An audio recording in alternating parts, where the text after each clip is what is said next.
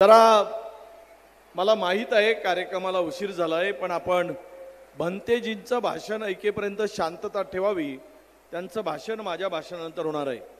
तथागत भगवान गौतम बुद्ध, विश्वरत्न परमपूज्य डॉक्टर बाबासाहेब आंबेडकर, क्रांतीसूर्य महात्मा ज्योतिबा फुले, क्रांती ज्योती सावित्रीबाई फुले,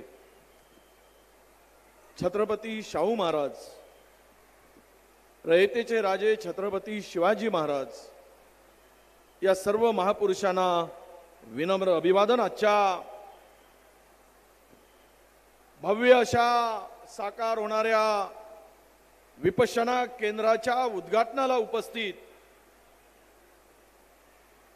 थायलंड वरून आलेले डॉक्टर फ्रामा हेंगसाथोन धम्ममणी आणि दुसरे भंतेजी फ्रामा सुपाईचो सुयानो. आई बाबा होण्याचे स्वप्न अजून पूर्ण झाले नाहीत का? आई बाबा होण्याचे तुमचे स्वप्न पूर्ण करा अपोलो फर्टिलिटीद्वारे. मोफत सल्ल्यांसाठी कॉल करा 9953420359. यांच्या प्रमुख उपस्थितीमध्ये आणि आमचे खासदार, लोकप्रिय खासदार सन्माननीय डॉक्टर नामदेवराव किरसान साहेब, अमरावतीचे खासदार डॉक्टर बळवंत वानखेडेजी, आमच्या ताई खासदार प्रणितीताई शिंदे सोलापूर, आणि या मंचावर उपस्थित असलेले कॅप्टन नाटिकेटजी, आणि ज्यांच्या भाषणाने आपण मंत्रमुग्ध झालात असे एक अभिनेतेच नाही, धम्मासाठी समर्पित होऊन काम करणारे माननीय गगन मलिकजी, आमचे बंधू सिद्धार्थ हत्यांबोरेजी, या मंचावर उपस्थित असलेले आदरणीय CL थूल साहेब, ॲडव्होकेट रामभाऊ मेश्राम साहेब, आमचे डॉक्टर राजेश कांबळे साहेब, आमचे सतीशजी वारजूरकर, धनराजजी मुंगले, शिवानीताई, आमचे तालुका अध्यक्ष खेमराजी तिडके, रमाकांतजी लोधे, नितीनजी गोणे, ज्यांनी उत्तम प्रास्ताविक केला, आमचे सहकारी डॉक्टर राजेश कांबळेजी, प्रमोद चिमुरकरजी, सौ नीताताई पारधी, आणि मंचावर असलेले सर्व मान्यवर, उपस्थित या भव्य अशा सोहळ्याचे साक्षीदार होण्यासाठी आलेले माझे सर्व बांधव भगिनी आणि माझ्या तरुण मित्रांनो, एक भव्य दिव्य अशा निसर्गरम्य वातावरणामध्ये 45 कोटी रुपये खर्चून या ठिकाणी विपश्यना केंद्र होणार आहे, आणि ब्रह्मपुरीच्या इतिहासामध्ये एक सुवर्णाचं पान लिहिलं जाईल अशा प्रकारची वास्तू या ठिकाणी होणार आहे. कोणीतरी म्हणतात की ही जागा काही नालायक प्रवृत्ती असते, मुद्दाम उल्लेख केला पाहिजेत. हे विपश्यना केंद्र सर्वांसाठी खुलं असणार आहे, परंतु इथे विपश्यनेला येताना तथागतानी जी शिकवण दिली, मैं गगन मलिक जी को बताऊंगा, इसके आगे आपकी भी जिम्मेदारी रहेगी. विपश्यना केंद्र जब शुरू होगा तो यहाँ पे उपासकों को लाने के लिए आपको मैं रिक्वेस्ट करूंगा, आपको यहाँ पे चलाने के लिए भी आपका सहयोग मैं लूंगा. मी मुद्दाम तुम्हाला सांगतोय, या विपश्यना केंद्रामध्ये एक 300 लोक एकाच वेळेस विपश्यनेला बसू शकतील. इथे मोठी लायब्ररी असेल, इथे 100 कुटुंब राहू शकतील, आणि ते मुक्काम करून विपश्यना करू शकतील अशा प्रकारची व्यवस्था राहील. इथे मैं गगन मलिक जी को बताऊंगा, यहाँ पे 4000 लोग बैठेंगे. ऐसा सभागृह भी बनाने जा रहा हूं जहां पे आपको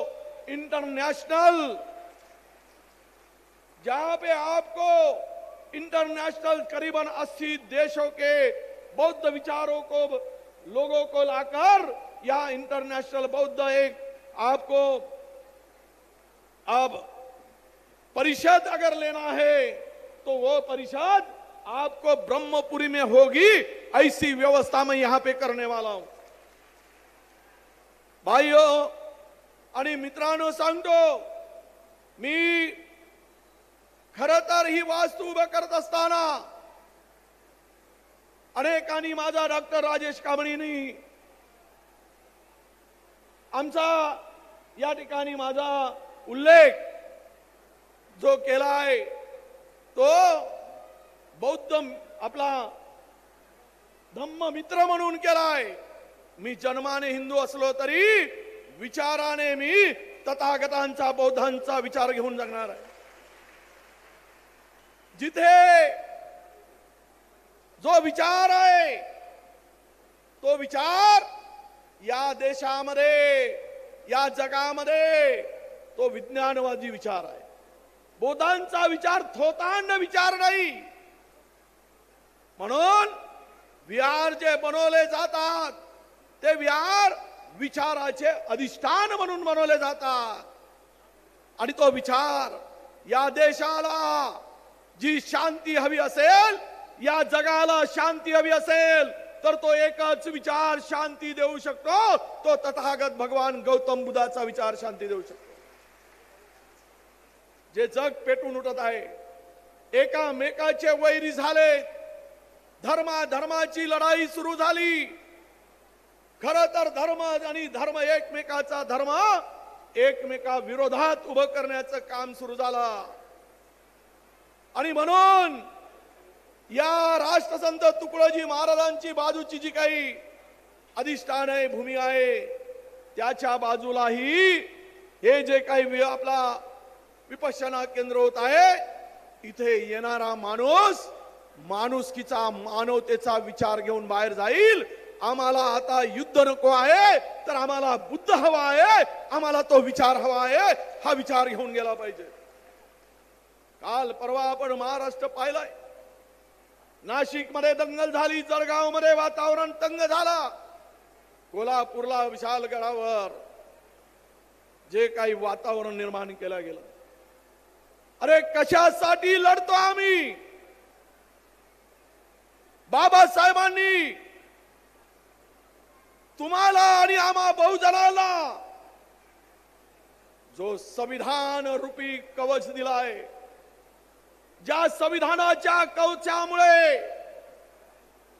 या देशातील तमाम बहुजन सुरक्षित आहे, ते संरक्षण आपलं करतोय आणि त्या संविधानाच्या साठी तुम्ही आम्ही लढलात, तुम्ही आम्ही एकत्र होऊन लोकसभेमध्ये जो विचार दिला, जी ताकद दिली, ज्या 4 खासदारांनी सांगितलं होतं की आम्ही 400 पार केल्यानंतर संविधान बदलू, त्यांना तुम्ही धडा दिलात की संविधानाला हात लावाल तर मात्र तुम्हाला देशामध्ये सत्तेमध्ये राहण्याचा अधिकार आम्ही ठेवणार नाही, ही धमक दाखवण्याचं काम तुम्ही केलात।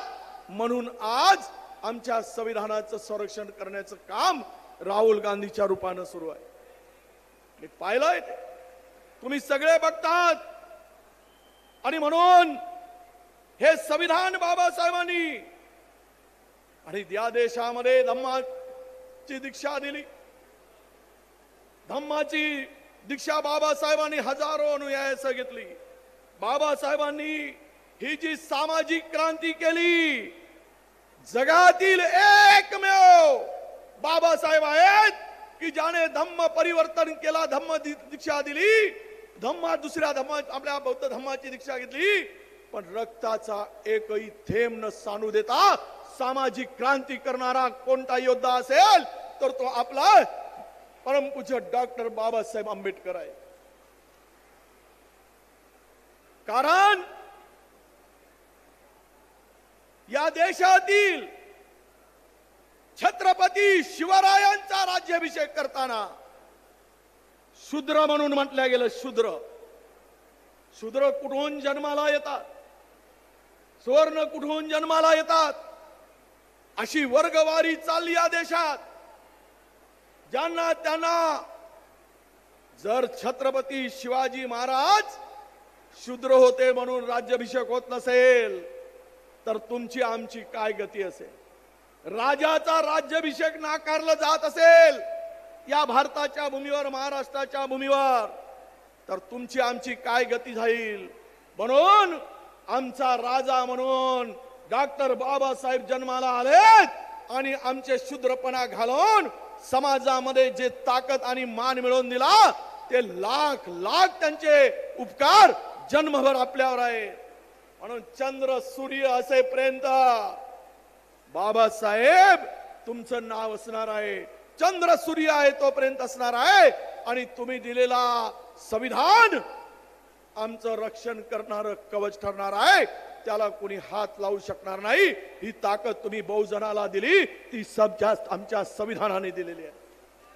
कोणी काही म्हणू देत, कोणी कितीही माझ्यावर टीका करू देत, मी बाबासाहेबांना मला जन्म दिला, मी या पदापर्यंत पोहोचलो असेल तर केवळ आणि केवळ ती बाबासाहेबांची पुण्याई आहे. हे मी आजन्म विसरू शकत नाही. कोणाला काय मिळालं असेल मला माहित नाही. एक शायर कहते हैं कि रुतबा मेरे सर को बाबा तेरे संविधान से मिला है, ये सम्मान भी मुझे तेरे संविधान से मिला है. औरों को जो मिला है वो मुकद्दर से मिला होगा, हमें तो मुकद्दर भी बाबा तेरे संविधान से मिला है. बाबा तेरे संविधान से मिला है. आणि म्हणून या देशामध्ये, या भारतामध्ये, महाराष्ट्रामध्ये जे विष पेरण्याचं काम सुरू आहे, हक्क छिनण्याचं काम सुरू आहे, तो हक्क परत आम्ही उभे झालो. ज्या ठिकाणी सर्वोच्च न्यायालयाचा निकाल आला आणि निकाल आल्यानंतर क्रिमिनल लावायची बारी लावण्याचा निर्णय झाला, त्याला विरोध करण्याचं काम सर्वप्रथम आमदार म्हणून कोणी केला असेल तर ते तुमचा आमदार म्हणून विजय वडेट्टीवारांनी केलेला आहे. मी घाबरत नाही. अरे पद आहे, पद जाईल, पण जोपर्यंत श्वास आहे तोपर्यंत बहुजनाच्या हक्कासाठी विजय वडेट्टीवार लढत राहील. हे वचन, हा विश्वास मी तुम्हाला या सगळ्यांच्या उपस्थितीमध्ये देतो आहे. आणि म्हणून तुम्हाला माझी विनंती आहे की आज जे कार्य हाती आम्ही घेतलेलं आहे, बिहारामध्ये जो विचार आदान प्रदान होतो आणि त्या विचाराला घेऊन धर्म कधीही कोणाच्या विरुद्ध उभा ठाकला जात नाही. या धम्मामध्ये बाबासाहेबांनी हा धम्म का स्वीकारला, बौद्ध धम्माची दीक्षा का घेतली. बाबासाहेबांनी दुसरा विचार केला असता तर या देशामध्ये काय झालं असतं. हा देश एकसंघ राहिला असता का. हा दूरदर्शी विद्वान जगातील नेता पहिली त्यांची त्या विचारातून एकच लक्षात येतं की बाबासाहेबांना हा देश एकसंघ ठेवायचा होता, म्हणून बाबासाहेबांनी धम्माची दीक्षा घेतली. जर बाबासाहेबांच्या डोक्यात वेगळा विचार आला असता तर या देशाचे शकल सुद्धा झाले असते. पण तो विचार शिवला नाही. देश पुढे ठेवून बाबासाहेबांनी या देशासाठी संविधान दिलं आणि या देशासाठी निर्णय घेतले. पुस्तकावर प्रेम करणारे बाबासाहेब, पुस्तकावर प्रेम करणारे बाबासाहेब होते. उपाशी राहून पुस्तकं वाचून बहुजनांना सामाजिक क्रांती घडवणाऱ्या बाबासाहेबांना वंदन करत असताना आज तथागतांचा विचार आपल्यापर्यंत पोहोचवण्यासाठी जी काही तळमळ, गगन मलिक जी, आप तो ऐसे हो, राम भी बने और बौद्ध भी बने, हम सबका सम्मान करते हैं, मगर विचार बाबा साहब का और बुद्धों का लेकर, बुद्ध का लेकर चलते हैं. ये बताने वाले हिंदुस्तान के आप अकेले हो. मुझे बहुत गर्व होता है, मुझे बहुत आनंद होता है कि आपके जो विचार है आणि मी तुम्हालाही सगळ्यांना सांगतोय, तुम्हाला तुमच्या मुलाला कोणाला जर भिक्षू बनायचं असेल तर आमच्याशी संपर्क साधा. गगन मलिकजींनी सांगितलं आहे त्याला तिकडे थायलंडला पाठवण्याची जबाबदारी गगन मलिक फाउंडेशनने घेतली आहे. तुम्हाला कोणत्या मुलाला जर भिक्षू बनवून त्याला पाठवायचं असेल थायलंडला, तिथे त्याचं ट्रेनिंग किंवा शिक्षा प्राप्त करायची असेल तर आपण सर्व मिळून त्या मुलाला पाठवण्याचं काम करू.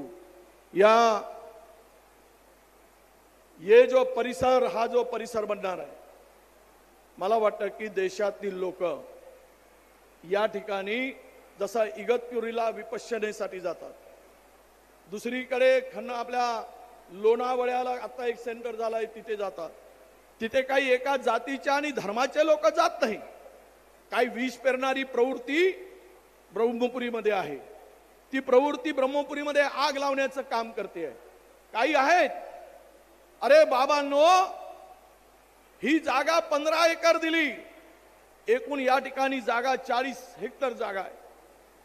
आम्ही कोणाला काही मागणी असेल, कोणाला तुम्हाला काही करायचं असेल तर सांगा, उर्वरित जागेमध्ये तुम्हाला देऊ. आम्ही राष्ट्रसंत तुकडोजी महाराजांच्या जमिनीला त्यांना जी टेकडीवरती काही तुकडोजी महाराज यांच्यात अधिष्ठान जे होतं त्याला, त्या विचाराला कुठेही बाधा न आणता तो परिसर सुरक्षित ठेवून ती जागा दिलेली आहे. अजूनही इथे या ठिकाणी आपल्याला सांगतो की 30 हेक्टर जागा अजूनही शिल्लक आहे. आणि काही बनवायचं असेल तर इथे बनवू देत. पण हे जे या ठिकाणी येणाऱ्या व्यक्तीला जे एक मनाला शांती, आरोग्यासाठी उत्तम, तुमच्या आरोग्यामध्ये असलेल्या काही प्रॉब्लेम असतील, आरोग्यासंबंधी तुम्हाला शांती हवी असेल या दगदगीच्या काळात, तर तुम्हाला या विपश्यना केंद्रामध्ये येण्यापासून इथे येऊन तुम्ही 8 दिवस 10 दिवस राहिलात तर तुमचं आयुष्य, जगण्याचं आयुष्य जर 70 वर्ष असेल तर ते 10 वर्षांनी वाढल्याशिवाय राहणार नाही. हा विपश्यना केंद्राचा उपयोग या ठिकाणी होणार आहे. तुम्ही सर्वांना माझी विनंती आहे, या तथागतांच्या मूर्तीचं वाटप या ठिकाणी होणार आहे. मानवतेची योग्यता उंचावणाऱ्या कर्तृत्वावर जर खऱ्या थोर माणसाचं मोठंपण, मागासलेपण आणि खरा थोर असा तथागत बुद्धाशिवाय मला दुसरं कोणी दिसला नाही. म्हणून त्या मानवतेच्या विचाराला, माणुसकीच्या विचाराला पुढे नेण्याचं काम मी माझ्या आयुष्यात पुढे नेण्याचं काम ठरवलं आहे. राजकारणापेक्षा, अरे राजकारण ऐशी की तैशी, आज आहे उद्या नाही. लोकांच्या मनात काय आहे मला माहित नाही. मी काही ज्योतिष्य बघणारा नाही तो माझा काय होईल, पण जे होईल ते या ठिकाणी बाबासाहेब आंबेडकरांच्या विचाराची खोलवर पेरणी होईल आणि तथागताचा विचार या ठिकाणी रुजला जाईल. हे करण्याचं धाडस माझ्या जीवनामध्ये मी केलेलं आहे. आणि म्हणून तुमची साथ आणि आशीर्वाद पाहिजे. फक्त आशीर्वाद द्या, बाकी तुम्ही माझ्यावर सोडा. मी कुठल्या जातीमध्ये जन्माला आलो, यापेक्षा कुठल्या विचारांनी उभा झालो याला महत्व आहे. माझी जातच कुठे आहे. 100 घर भी नहीं होंगे गगन जी मेरे. गगन जी मेरे 100 मकान भी नहीं हो. मुझे 4 बार लोगों ने चुना है, यहां तक पहुंचाया है. ये इन लोगों का आशीर्वाद है, इसलिए वडेट्टीवार राजनीति में खड़ा है, इसीलिए खड़ा है. बहुत ताकत से मेरे पीछे मेरा आशीर्वाद देते हैं ये लोग. मेरी भी जिम्मेदारी उतनी ही बनती है कि आपकी सेवा करूं. मेरे दरवाजे पर आपको बता दूं गगन जी, मेरे दर पे आए वाला आदमी कोई भी रोते बगैर आता है तो जाते वक्त वो समाधान के साथ जाना चाहिए. ये मेरी जिंदगी का एक उसूल रहा है. दरवाजे पर आने वाले आदमी को मैं हंसते हुए जाता देखता हूं. मैं कभी उसको निराश नहीं करता हूं. सुख दुख का साथी बनकर काम करता हूं. और इसीलिए यासाठी तुमच्या आरोग्याची काळजी घेणं हे माझं कर्तव्य समजून मी काम करतो आहे. म्हणून खरं तर बाबासाहेबांना अभिप्रेत असलेलं जे प्रजासत्ताक आहे ते प्रबुद्ध प्रजासत्ताक हा प्रबुद्ध प्रजासत्ताक आहे. आमचा समाज चारित्र्यहीन किंवा संप्रदाय पोषक, परस्पराबद्दल वैर देशभावपूर्ण अंधश्रद्धा अशा दुर्व्यवहाराच्या व्यसनाधीन किंवा आहारी जाऊ नये. म्हणूनच कलुषित मानव समाजाला या विकारातून मुक्त करणं यासाठीच या विपश्यना केंद्राची स्थापना आज या ठिकाणी होते आहे. आपण हजारोच्या संख्येने आलात. आपल्या सर्वांचं मनपूर्वक स्वागत करतो आणि उर्वरित तिथे मूर्तिदान होणार आहे. काही विहारांना मूर्ती पुन्हा 8-10 दिवसांनी आम्ही देणार आहोत. काही कमी आलेत, कंटेनर थायलंडवरून येताना मूर्त्या कमी आलेल्या आहेत. त्यामुळे आपण नाराज होऊ नये. 10 दिवसांनी उर्वरित लोकांना पुन्हा मूर्ती, भगवान तथागताची मूर्ती आपल्याला मिळेल हा विश्वास आपल्याला देतो. आपण हजारोच्या संख्येनं या कार्यक्रमामध्ये सहभागी झालात आणि आमच्या सर्व मान्यवरांचे भाषण, विचार आपण ऐकलात. एक मजबूत आणि मजबूतीनं आपण या ठिकाणी एकत्र लढण्याचा निर्धार केलात. मी डॉक्टर राजेश कांबळेंना सांगणार आहे की आपण भारत बंदला या समाजामध्ये दरी निर्माण करणारे, SC ST मध्ये चे तुकडे शकलं पाडणारे जर निर्णय होत असतील तर तो निर्णय लागू करावा की नाही यासाठी जे काही आंदोलन असेल त्यामध्ये मी तुमच्या सोबत राहील हा विश्वास देतो. आपल्या सर्वांना शुभेच्छा देतो आणि माझ्या शब्दाला विराम देतो. धन्यवाद. जय हिंद, जय भीम.